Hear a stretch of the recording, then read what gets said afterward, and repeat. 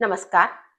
ચક્કર આવું, માથું ફરવું, દિમાગ ઠીકથી કામ ન કરવું, આંખોના આગળ અંધારા જ્યારે આવે છે, આ પ્રોબ્લેમ જ્યારે થાય છે, તાત્કાલિક તમે આ એક એક્યુપ્રેશરનો પોઈન્ટ કરી લેજો.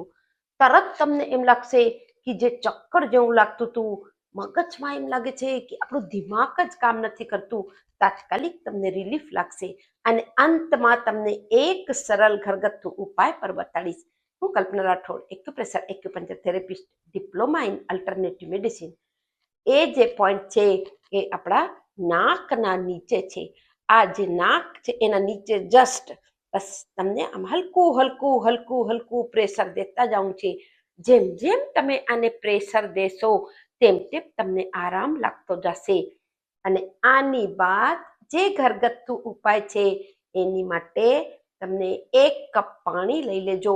1 કપ પાણીના અંદર એક નાનો કટકો આદુ, જેને જિંજર કહે છે, આદુ કૂટી નાખી અને ખૂબ સરસથી એને ખદખદાવી લેજો.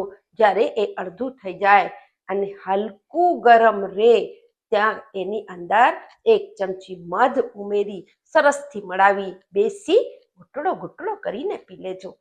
વધુથી વધુ લોકોને શેર કરો. સ્વસ્થ રહો, મસ્ત રહો, ખુશ રહો. નમસ્કાર.